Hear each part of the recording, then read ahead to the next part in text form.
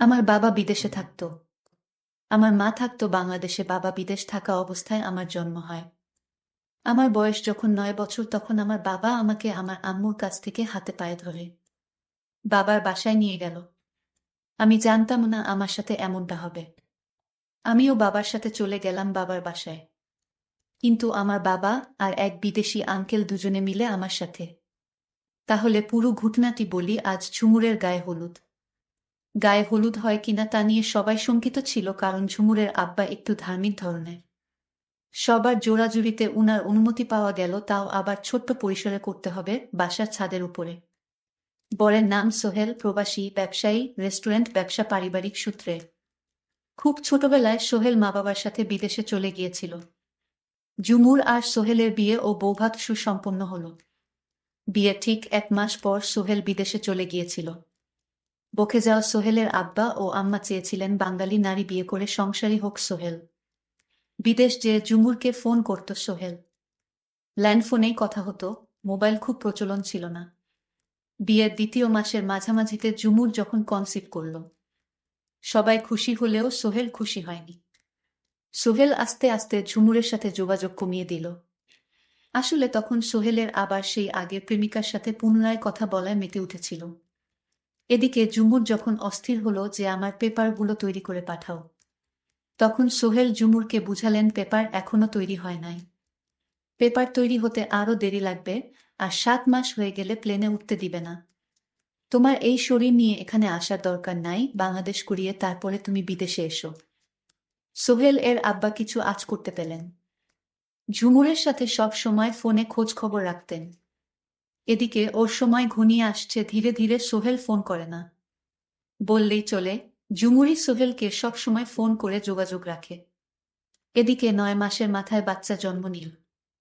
সোহেল এর আব্বা ক্লিনিক বিল, আকিকা ও অন্যান্য খরচ বাদে মোটা অঙ্কের টাকা পাঠালেন। বাচ্চার নাম রাখা হলো নেহা।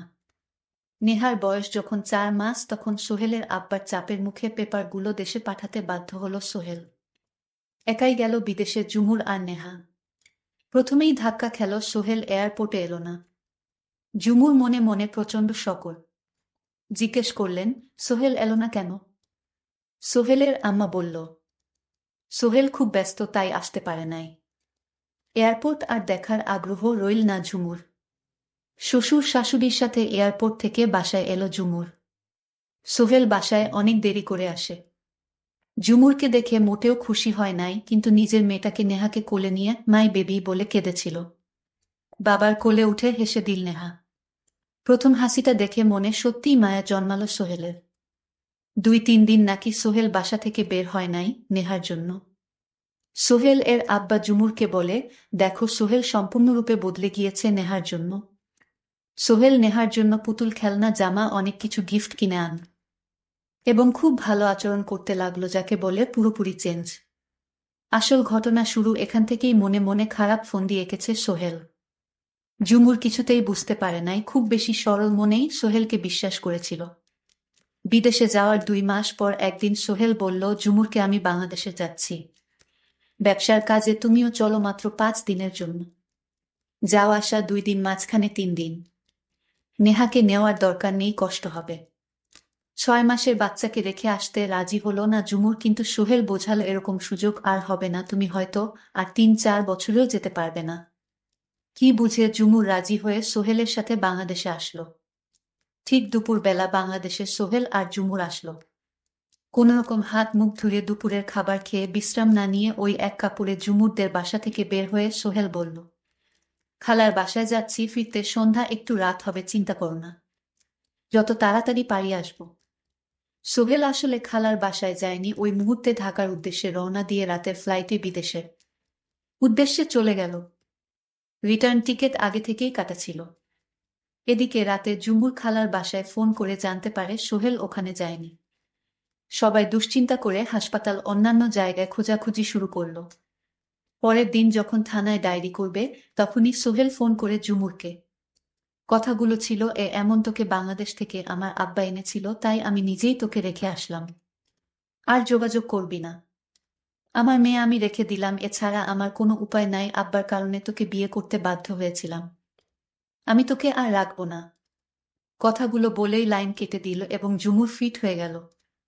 ভাগ্য খারাপ হলে যা হয়, ঝুমুর পাসপোর্ট ঝুমুরের কাছে নেই, সোহেল নিয়ে চলে গিয়েছে। একেই বলে চরম বিশ্বাসঘাতকতা ও প্রতারণা। যদি বুঝত ঝুমুর। নতুন করে পাসপোর্ট করে ঝুমুর আবার 3 মাস পর বিদেশে গেল। ঝুমুর চাচার বাসায় গিয়ে উঠল। ঝুমুর কোর্ট এর আশ্রয় নিয়ে নেহাকে ফেরত পেল। তখন সোহেল আবার ঝুমুরের সাথে সংসার করতে চাইল। ঝুমুর ও রাজি হল, কিন্তু ঝুমুর চাচা ও আব্বা কেউ রাজি হলেন না। ঝুমুরই সোহেলকে ডিভোর্স দিল। এদিকে কোর্টের সিদ্ধান্ত অনুযায়ী নেহাকে সোহেল মাসে 2-3 দিনের জন্য নিয়ে যেতে পারবে নিজের কাছে, এবং প্রতি মাসে সোহেল নেহাকে নিজের কাছে নিয়ে রাখে। নেহার বয়স যখন 1 বছর তখন ঝুমুরের আবার বিয়ে হয়, বাংলাদেশ থেকে আসা আপন চাচাতো ভাইয়ের সাথেই। সোহেলের মনে মনে এটাই চিন্তা ছিল, আমি বিদেশি থাকি। সোহেল কিছুতেই এই বিষয়টা মেনে নিতে পারল না। ঝুমুর পরবর্তী বিয়ের জীবন বেশ সুখেই আছে। 1 ছেলে ও আরও 1 মেয়ে হয়েছে ঝুমুরের। সোহেল যে মেয়েটার সাথে সম্পর্ক ছিল তার সাথে বিয়ের পর সেখানে ডিভোর্স হয়। পরবর্তীতে সোহেল আবার বিয়ে করে বর্তমানে সংসারী। নেহা মূলত ঝুমুর কাছেই থাকে, আবার সোহেলের সাথে নেহার যাতায়াত ও যোগাযোগ আছে, একদম নিখাত বাবা ও মেয়ের সম্পর্ক। নেহা এখন অনেকটা বুঝে। নেহা মাঝে মাঝেই একা একা মন খারাপ করে। মা আছে, পাপাও আছে, কিন্তু আমি, মা আর পাপা একসাথে নেই। এভাবেই চলতে থাকে জীবন। আর ভাবে জীবনটা কেন এমন হলো। নেহার বয়স যখন 9 বছর তখন নেহা বুঝতে পারে যে আমার বাবা আমার মাকে ছেড়ে অন্য আরেকজনকে বিয়ে করে। তাই বাবার প্রতি একটা ঘৃণার জন্ম নিল নেহার। একদিন আকুতি মিনতি করল সোহেল তার মেয়েকে তার বাসায় নেওয়ার জন্য, কিন্তু ঝুমুর দেয়নি। তখন সোহেল বলল, মেয়ে তোমার একা না, আমারও মেয়ের প্রতি অধিকার আছে। ওর শরীরে আমার রক্তও আছে। প্লিজ আমার মেয়েকে আমার বাসায় একদিনের জন্য দাও। ঝুমুর বলল, হঠাৎ আপনার মেয়ের প্রতি এমন সহানুভূতি দেখাচ্ছেন কেন? শুধু একদিনের জন্য নেহাকে আমার কাছে দাও। নেহা দেখতে মাশাল্লাহ অনেক সুন্দরী হয়েছে, এবার ক্লাস 7-এ পড়ে। ঝুমুর, তুমি আমার মেয়েকে একবার দাও আমার বাসায়, আমি একদিন রেখে আবার দিয়ে দিব।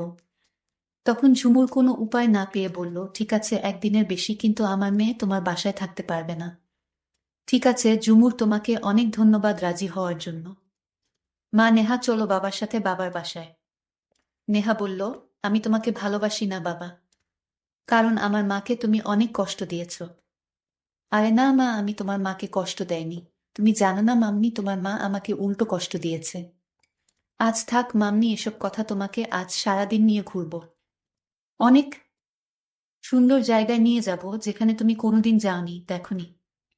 সত্যি বাবা, তুমি আমায় এরকম সুন্দর সুন্দর জায়গায় নিয়ে যাবে? আমি যাব বাবা, তুমি আমাকে নিয়ে যাও। ঠিক আছে মা, আজ রাত আমার বাসায় থেকে কাল তোমাকে ঘুরতে নিয়ে যাব। এদিকে বাবার মনে অন্য চিন্তা ঘুরপাক খাচ্ছিল। নেহাকে কি করা যায়? আমার স্ত্রী আমার প্রতি যে অত্যাচার করেছে, আমাকে যেভাবে ঠকিয়েছে, এর একটা কিছু করব যেন আমার স্ত্রী বুঝতে পারে আমি কতটা ভয়ঙ্কর হতে পারি। আমার স্ত্রী আমাকে যেভাবে ঠকিয়েছে। বাবা মনে মনে কি ভাবছো, আমাকে ঘুরতে নিয়ে যাবে না? যাব মা, এই তো বাড়ির কাছাকাছি এসে গেছি। তারপর বাসায় নেহাকে নিয়ে রাতে মাংস সবজি কিচেন দিয়ে খেয়ে নিলাম। মাম্মি, তুমি এখন ঘুমিয়ে পড়ো পাশের রুমে, এটা তোমার জন্যই করেছি। তুমি ঘুমাও মা, সকালে তোমাকে নিয়ে ঘুরতে যাব। নেহা খুশি হয়ে ঘুমিয়ে পড়ল। সকাল হলো, নেহা বলল, বাবা ঘুরতে যাবে না? যাব মা, তুমি সেজে গুজে নিজেকে তৈরি করো। তারপর আমি বাবার কথামত নিজেকে তৈরি করে নিলাম। তারপর বাবার সাথে ঘুরতে বের হওয়ার জন্য রওনা দিলাম। বাবা আমাকে নিয়ে যেতে যেতে পাহাড়ি এলাকায় নিয়ে গেল। পাহাড়ের নিচে সাগর। কি অদ্ভুত সুন্দর দৃশ্য, দেখলে মন জুড়িয়ে যায়। এদিকে নেহার বাবা এক লোকের সাথে ফোনে কথা বলতেছিল অনেকক্ষণ ধরে। বাবা, তুমি কার সাথে কথা বললো? আরে মা, তোমার এক বিদেশি আঙ্কেলের সাথে। সোহেল বলল, কোথায় আছেন আপনারা? আমি আমার মেয়েকে নিয়ে হাজির, আপনার কোথায় চালু আসেন? আমি বান্দরবানে পাহাড়ে আছি। ঠিক আছে, আপনি এখানে থাকে, আমরা আসছি। নেহা বলল, বাবা চলো এখন অন্য কোথাও যাই, এখানে আর ভালো লাগছে না বাবা। আরে মা, তোমার এক বিদেশি আঙ্কেল আসবে তোমায় দেখতে। আমি বলেছি আমার মেয়ে অনেক বড় হয়ে গেছে। তখন তোমার আঙ্কেল তোমায় দেখতে আসছে, তোমার জন্য গিফট নিয়ে আসছে। বাবা সত্যি আমার জন্য গিফট নিয়ে আসছে। এতক্ষণে তখন বিদেশি আঙ্কেল হাজির হলো। তখন সোহেল বলল, এ হচ্ছে আমার মেয়ে নেহা। মাশাল্লাহ, অনেক সুন্দর হয়েছে মেয়েটা তোমার। তখন ওই আঙ্কেল আমার দিকে কিভাবে যেন তাকিয়ে রয়েছে। আমার খুব ভয় লাগছিল। বাবা চলো, আমার গিফট লাগবে না, এখান থেকে চলে যাই। বিদেশি আঙ্কেল, কেন মা? আমিও তো তোমার বাবার মতো, আমাকে ভয় করছো কেন মা? বাবা তুমি এই আঙ্কেলের কাছ থেকে নিয়ে যাও। সোহেল বলল, কি বলো মা? আমি তো তোমাকে এনেছি তোমার বিদেশি আঙ্কেলের হাতে, তোমাকে তুলে দেব। তুমি বিদেশ গিয়ে আরো অনেক সুন্দর সুন্দর দৃশ্য দেখতে পারবে মা। তুমি তোমার আঙ্কেলের সাথে চলে যাও মা, আমি কিছুদিন পর তোমাকে নিয়ে আসব। নেহা তখন কান্না করে বলল, না বাবা, আমি যাব না। তুমি আমাকে আমার আম্মুর কাছে ফিরিয়ে দিয়ে আসো বাবা।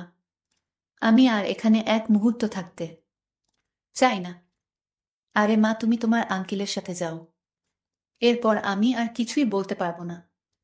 আমার নিষ্ঠুর বাবা আমাকে বিদেশি আংলের হাতে তুলে দিল কিছু টাকার জন্য।